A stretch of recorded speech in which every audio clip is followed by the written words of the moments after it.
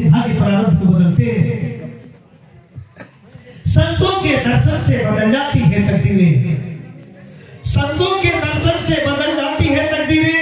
अगर संकल्प सच्चा है कट जाती है जंजीरें। अगर सच्चा संकल्प आपका है और ऐसे जीवन में महापुरुष मिल जाए, सदगुरु मिल जाए तो काम बन जाएगा। तो मैं गुरु की बात बता रहा था, तो प्रथम गुरु पितर माता जो है रक्त बीज के दाता, प्रथम गुरु माता पिता जिसने हमको आपको जन्म दिया। दूसरा गुरु भाई वह दाई जो गर्भवास की मैल छुड़ाई। दूसरे नंबर की गुरु होती है जन्म लेते समय मैल को साफ करती है। थोड़ा भी लापरवाही कर दे तो मां और बच्चे दोनों का जीवन खतरे में है। तीसरा गुरु नाम जो धारा ले ले नाम सब ग्राम पुकारा। तीसरा गुरु जिसने हमारे आपका नाम रख दिया, जिस नाम को लेकर दुनिया के लोग बुलाते हैं, वो तीसरा गुरु। चौथा गुरु जो शिक्षा दिन्हा तब संसारिक मार्ग चिन्हा। चौथा गुरु जो विद्यालय में पढ़ाते हैं, टीचर, अध्यापक, शिक्षक। पांचवा गुरु जो दीक्षा दिन्हा राम कृष्ण का सुमिरन किन्हा। पांचवा गुरु जिनको आप कुल गुरु कहते हैं, कान फूकते हैं, कल फुगवा गुरु। उनमें कौन? मनसा वाचा कर्मणा, जो मन वचन कर्म से शुद्ध हो, पवित्र हो, वे पांचवे गुरु। वो नहीं जो बाजार से मुर्दा खरीद कर लाते हैं, घर को जलाते हैं, घर में पकाते हैं, घर को श्मशान बना दिया और मुंह के रास्ते से डाला, पेट को कब्रिस्तान बना दिया। वैसे गुरु नहीं जो मन से वचन से कर्म से शुद्ध हो, पवित्र हो, वे पांचवें गुरु पंडित पुरोहित। हम दी मंत्र तू दा पैसा, अमूले पर बैलों का चाय का भैसा। वैसा गुरु नहीं। तीन फूक दिया चेला जैसा का तैसा, और तीन चीज मांग लिया सीधा धोती पैसा। ऐसा गुरु नहीं। अंधा गुरु बहरा चेला रख बैठे लौटेला। इसलिए सच्चे गुरु की जरूरत है। गुरु का मतलब ही होता है गु रु। गु मने अंधकार, रु मने प्रकाश। जो अंधकार से निकालकर प्रकाश लेकर दे, जो अंधकार को मिटाकर सामने प्रकाश ला दे, उसे कहते हैं गुरु। छठा गुरु भरम सब तोड़ा ओंकार से नाता जोड़ा। छठा गुरु है जो सारे भ्रम को मिटा देते हैं और ऐसे सर्वत गुरु से मिला देते हैं। सतवां सतगुरु शब्द लखावा, ए जहां का जीव तहां पहुंचावा। सातवें संत सदगुरु होते हैं जो आत्मा परमात्मा का सच्चा भेद बताते हैं, भवसागर से पार कर देते हैं, वो सच्चे गुरु। और ऐसे गुरु मिल जाए तो समझिए काम बन जाएगा। भाइयों बहनों, आपने राजा भरथरी का नाम सुना होगा। इस संसार में बड़े बड़े राजे महाराजे आए, राज रियासत चला गया, खंडहर बना हुआ है। उधर जाने के बाद लगता है कि भूत प्रेत का बसेरा है इसके अंदर, अकेला आदमी वहां नहीं रह सकता, ऐसा भयावह लगता है। उन्हीं राजाओं में से बहुत से ऐसे राजा हुए जो महात्मा के पास गए, उनका नाम अमर हो गया। राजा भरथरी, राजा गोपीचंद, राजा सीवी, राजा पीपा, राजा मोरध्वज, राजा हरिश्चंद्र, राजा विक्रमादित्य, ऐसे ऐसे राजा हुए। ऐसे महापुरुष के पास जब पहुंचे तो नाम अमर हो गया। आज भी उनका नाम अमर है। राजा भर्तृहरि का नाम उसमें आता है। राजा भर्तृहरि का नाम आपने सुना होगा। राजा भर्तृहरि एक दिन की बात, जंगल शिकार खेलने जाते हैं और जंगल जाते हैं तो देखते हैं क्या, दो पति पत्नी वो लकड़हारे लकड़ी तोड़ते थे जंगल से, सूखी लकड़ी लाते थे और बेच करके अपना पेट भरना चलाते थे। देखते हैं शिकार खेलने जाते हैं, लकड़ी दोनों इकट्ठा कर रहे हैं, तब तक अचानक पति का देहांत हो गया। अब पति का जब देहांत हो गया तो पत्नी ने क्या किया, उसी लकड़ी का चिता सजाया जो इकट्ठा किए थे लोग, और उस पर अपने पति को लेटा दिया और अपने भी बैठ गई और चिता में आग लगा दिया। पति के साथ जलकर सती हो गई। राजा भर्तृहरि जब ये देखे तो घबरा गए। अब शिकार खेलने नहीं जाते हैं। पहली बार जिंदगी में उन्होंने इस दृश्य देखा था। आते हैं घर आने के बाद महारानी से कहते हैं, महारानी ने पूछा, महाराज बड़ी जल्दी आप आ गए, बात क्या है? भर्तृहरि ने कहा, महारानी आज मैंने अजीब दृश्य देखा है। दो पति पत्नी जंगल लकड़ी तोड़ने गए थे, पति का देहांत हो गया और लकड़ी इकट्ठा कर लिए थे, उसी लकड़ी का पत्नी ने चिता सजाया, पति को लिटा दी और पति के साथ जलकर सती हो गई। अजीब सती हमने देखा है। महारानी ने कहा, महाराज वो कैसी सती थी जो पति के जलने का इंतजार करती रही, पति जलेगा तो मैं इसके साथ जलूंगी। अरे वास्तव में असली सती वो होती है अगर पति का देहांत हो जाए और पत्नी के कान में आवाज आ जाए कि तेरा पति मर गया, तुरंत वो भी अपना प्राण निकालते हैं। वास्तव में सती वो होती है। भर्तृहरि ने कहा, क्या तुम ऐसा कर सकती हो? उन्होंने कहा, क्या तुम ऐसा कर सकती हो? महारानी ने कहा, मर्जी, जब आपकी परीक्षा कर लीजिएगा। समय निकलता गया, बीत गया, कुछ समय निकल गया, ऐसे राजकाज चल रहा है। एक दिन राजा भर्तृहरि शिकार खेलने गए और साथ में मंत्री भी गए। शाम को घर वापस लौटते समय भर्तृहरि ने मंत्री से कहा, मंत्री चाहिए, जाकर के महारानी से कह दीजिए महाराज को शेर ने मारकर खा लिया। मंत्री ने कहा, हुजूर आप क्या कह रहे हैं? कहीं महारानी को सदमा लग जाए, कोई बात हो जाए तो? राजा भर्तृहरि ने कहा, कुछ नहीं, मैं जितना कहता हूं जाकर करो, मेरे आदेश का पालन करो। उन्होंने कहा, जी हजूर, जैसा आपका आदेश। भर्तृहरि ने कहा, मैं 5 मिनट के बाद आ रहा हूं, जाकर कह देना महाराज को शेर ने मारकर खा लिया। अब मंत्री जाते हैं और जाकर के महारानी से कहते हैं, महारानी बड़ी दुख की बात है, हम और महाराज जंगल शिकार करने गए थे, महाराज को शेर ने मारकर खा लिया। यह शब्द सुनते ही रानी धड़ाम से जमीन पर गिरी और प्राण को खेल उड़ गए, मौत हो गई उसकी। अब मंत्री कलेजा पीटने लगे, गजब हो गया, वही हुआ जो मैं सोच रहा था। तब तक भर्तृहरि आए, उन्होंने देखा रानी मरी पड़ी है, वो भी कलेजा पीटने लगे। अब पछताए होत क्या जब चिड़िया चुन गई खेत। अब अंतिम संस्कार रानी का हुआ। अंतिम संस्कार के बाद नौजवान थे अभी, इनकी दूसरी शादी हुई, भर्तृहरि की दूसरी शादी हुई। दूसरी रानी जो आई पहली रानी से भी बहुत सुंदर थी, बहुत खूबसूरत। लेकिन रानी के अंदर एक बहुत बड़ा ऐब था, बहुत बड़ी कमी थी, वो कैरेक्टरलेस थी, चरित्रहीन थी। इस बात को राजा जानते नहीं थे। रानी से बेहद प्यार करते थे, मन ही मन सोचते थे कि ये भी रानी मेरे हाथ से न निकल जाए। जो कहती थी उसके हर बात का आदेश का पालन करते थे, उस हर बात को पूरा करते थे।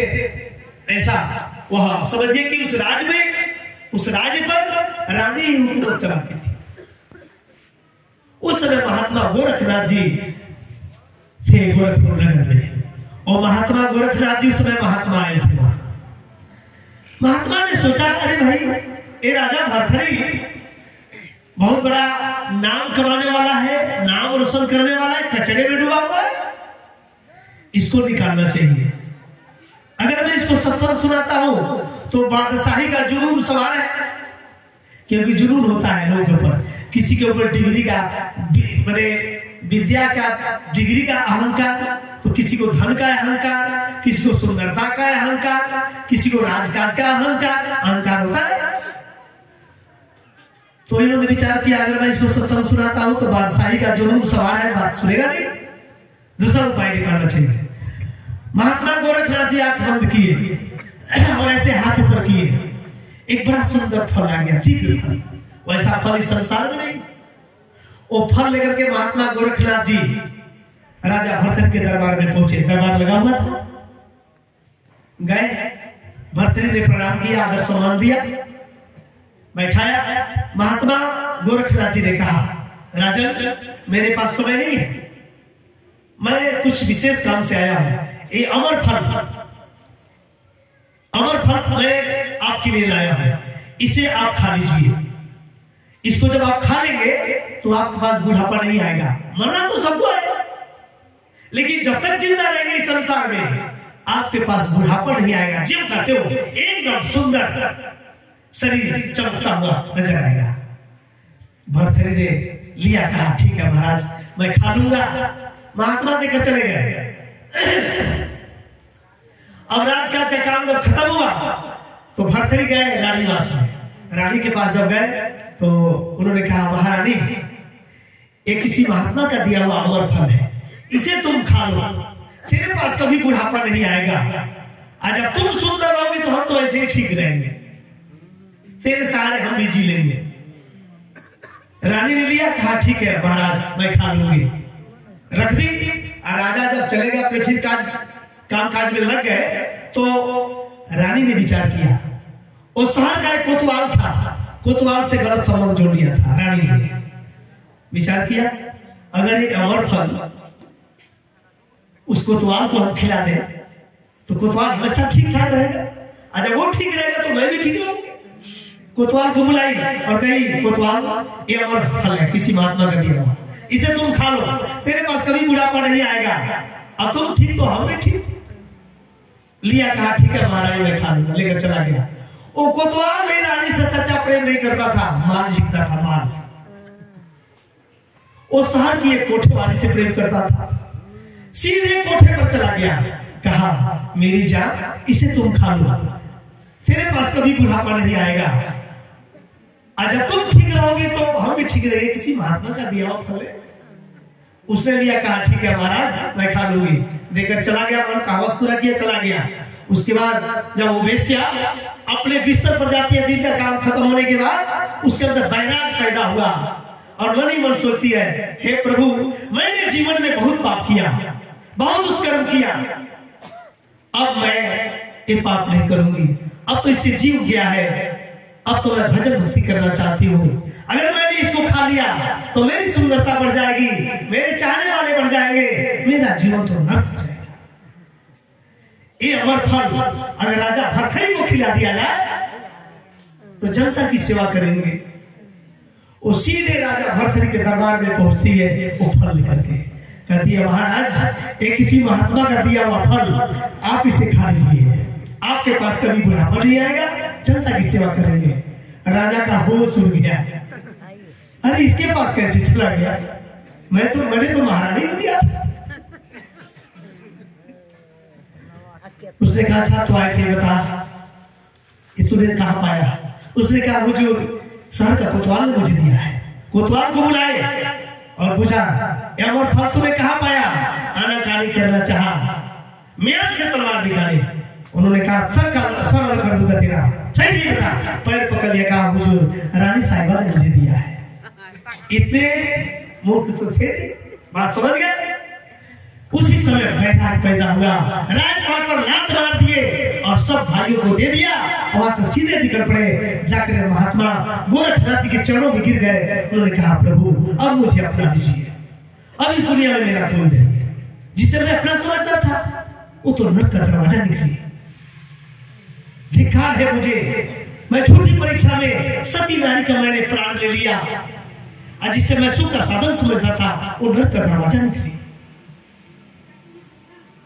उन्होंने गले से लगाया और कहा, बच्चा तूने बहुत राज रियासत भोग लिया, अब कुछ भक्ति करो, आत्मा के लिए भी कुछ करो।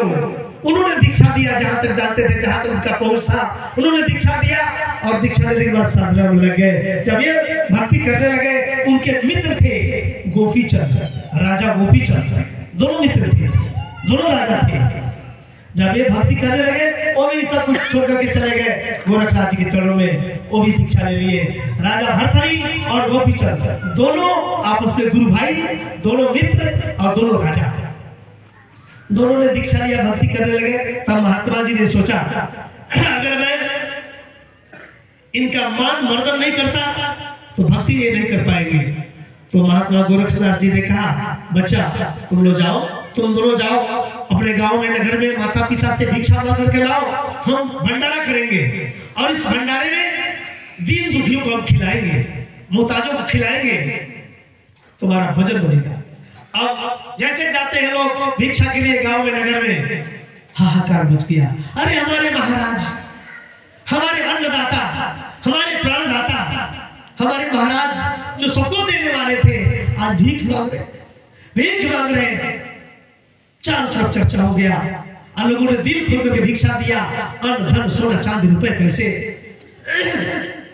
अंत में अपनी माँ के पास जाते हैं, माँ ने भिक्षा दिया और भिक्षा देते समय माँ ने कहा, बेटे मैं तुझे 3 चीज भिक्षा में दे रही हूं, 3 चीज, इसको जीवन में हमेशा याद रखना। उन्होंने अपना दामन फैला दिया, कहा माँ जो भिक्षा देना हो दे दो। तो पहला भिक्षा मैं तुझे दे रही हूं, मजबूत से मजबूत किला में रहना, पहला भिक्षा। दूसरा भिक्षा अमृत भोजन करना स्वादिष्ट, और तीसरा भिक्षा मखमल के बिस्तर पे सोना। उन्होंने कहा, मां मजबूत किला भी मैंने यही छोड़ दिया, स्वादिष्ट भोजन भी मैंने छोड़ दिया और मखमल का बिस्तर भी मैंने यही छोड़ दिया, तीनों असंभव मेरे लिए। मां ने कहा, बेटे तुमने मेरी बात नहीं समझा। मजबूत किला का मतलब तू हमेशा गुरु के आदेश का पालन करना। जब गुरु के आदेश का पालन करोगे, वासनाओं की आंधी चलेगी, तुम हिल नहीं पाओगे, तुम हिला नहीं पाओगी। गुरु के छत्र छाया से बढ़कर इस संसार में कोई मजबूत किला नहीं। और स्वादिष्ट भोजन का मतलब, बेटे भंडारे में भोजन जो भी मिले, रूखा सूखा नमक रोटी जो भी मिल जाए, सब लोग जब भोजन कर ले तो अंत में तू भोजन करना। सब लोग भोजन कर ले, जब जैसे लेगी भूख के मारे प्राण निकल जाएगा, उस समय तू भोजन करना। जो भी रूखा सूखा नमक रोटी मिल जाएगा, वहां अमृत जैसे मीठा लगेगा।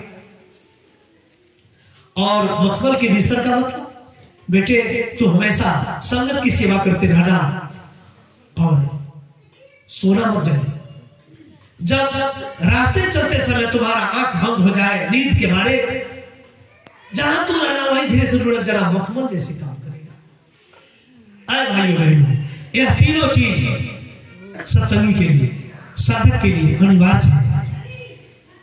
गुरु के आदेश का पालन, समर्थ गुरु, और बिना भूख का जबरदस्ती भोजन नहीं करेंगे। इच्छा करनी है, स्वास्थ्य नीति बताता है। अगर इच्छा जरा भी हो कि हम भोजन ना करते तो अच्छा होता, तो बिल्कुल भोजन मत कीजिए। अगर जरा भी इच्छा अंदर हो कि हम भोजन इस समय नहीं करते तो अच्छा होता, तो बिल्कुल भोजन मत कीजिए। अगर जरा भी इच्छा हो अंदर कि हम शौच क्रिया जाते तो निश्चित चाहिए, शौचालय जरूर चाहिए। ये स्वास्थ्य नीति कहता है। जरा भी मन के अंदर 16 में एक आना की इच्छा बने कि हम शौचालय जाना चाहिए, जरूर चाहिए।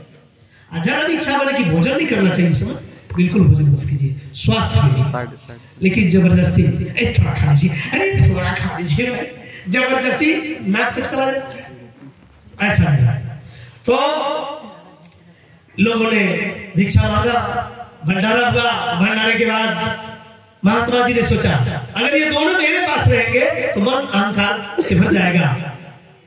गुरु महाराज ने कहा, जो पास में रहते हैं लोग, इनको महात्मा मत समझना। गाय के थान में किलरी होती है, दूध पीती, ये खून पीती है, अब ऐसा दूर रहता है, दूध पीता है। तो प्रेमी तुम आते हो यहां से अमृत पी कर जाते हो। तो गोरखनाथ जी ने कहा दोनों को, भरथरी और गोपीचंद को, चले जाओ उस पहाड़ी पर जाकर भजन करना। जब मैं बुलाऊं तब आना, बीच में बताना, जब तक मेरा आदेश न हो वापस बताना। जाओ। अब लोग चले गए पहाड़ पर, भजन करने लगे। और महात्मा जी ने कहा उतना ही मांगना जिसे क्षुधा शांत हो जाए, जब संकर करने की जरूरत नहीं है। तो गए लोग भजन करने लगे। अब धीरे धीरे लकड़हारे चरवाहे लोग जाते थे पहाड़ पर, तो अब धीरे धीरे चर्चा होने लगा, अरे बड़े सिद्ध महात्मा यहाँ आए हैं, 2 महात्मा इस पहाड़ी पर रहते हैं, बहुत पहुंचे हुए महात्मा है, बहुत सिद्ध महात्मा है। धीरे धीरे चर्चा होने लगा। एक राजा सुना, तो राजा ने सोचा चले हम महात्मा का दर्शन करें, आशीर्वाद लें। राजा चला दर्शन के लिए, तो साथ में नागरिक लोग भी चल दिए। बहुत बड़ा हुजूम चला जा रहा। भरथरी और गोपीचंद देखते हैं, अरे भाई बहुत बड़ा हुजूम आ रहा है हमारे पास आशीर्वाद लेने के लिए। इधर ठन गोपाल कुछ है नहीं, कोई उपाय करो भाई, जल्दी कोई उपाय बताओ कैसे किया जाए। दोनों ने एक योजना बनाया, भरथरी और गोपीचंद ने। जब लोग करीब पहुंच गए तो गोपीचंद ने मारा एक चिमटा, भरथरी को कहा, अरे तूने मेरा रात का हिस्सा पूरी क्यों खा लिया? तब इन्होंने मारा 2 चिमटा, अरे परसों मेरा हिस्सा, मेरे हिस्से का खीर तूने क्यों खा लिया? फिर इसने मारा, अरे तूने मेरा चोखा क्यों खा लिया? तो तूने मेरा चटनी क्यों खा लिया? अब खाने की बात को लेकर बल युद्ध शुरू हुआ दोनों आदमी में। सारे लोग देखते कर रहे थे, भाई हमने सोचा था ये सिद्ध महात्मा, ये तो खाने के लिए भूखड़ मर रहे हैं अपने में। चलो चलो ये ढोंगी है, पाखंडी है, सब के सब चलेगा, कोई उनके पास नहीं जाता। अब लोगों ने कहा अब भजन बोलेगा, अब भजन बोले, कोई नहीं आएगा डिस्टर्ब करने, कोई बाधा पहुंचाने नहीं आएगा। अरे भाइयों बैठो। इस तरह से साधकों ने भजन को, भक्ति को छुपा करके रखा है और साधना किया है। इसलिए गुरु महाराज का दिखाकर भक्ति करने की कोई जरूरत नहीं, बस ऊपर से कपड़ा डाल लो, अपना कर लो। पहले हम यही सोचते थे, जब बाबा जी के पास नहीं गए थे तो यही सोचते थे भाई कौन सा भक्ति करते लोग, कभी हम देखते ही नहीं, टीका चंदन ये वो दुनिया दीवाना आप पहले करते थे। तो हमको क्या, जब गए गुरु महाराज के पास तब तो समझ में आया, अरे गुदरी उड़कर ये घी पीते हैं लोग, तब समझ में आया। तो कहने का मतलब ये है, महात्मा जो रास्ता बताते हैं वो गोपनीय है और गुप्त राज है, उसको कहने सुनने की जरूरत नहीं। कोटि नाम संसार में तासे मुक्ति न होए, आदि नाम जो गुप्त जपे जाने के लाभ होए। इसलिए अब मैं ज्यादा समय आपका नहीं लूंगा, तो अब समय हम आपका ज्यादा लिए, अब इसके लिए क्षमा करेंगे। बहुत से लोग जो है दूर भी जाने वाले हैं, भोजन करके इन्हीं शब्दों के साथ क्षमा करेंगे। फिर माने के लिए चाहा आपका प्रेम प्यार सुने रहा, फिर दर्श हम लोग करेंगे। जय गुरुदेव।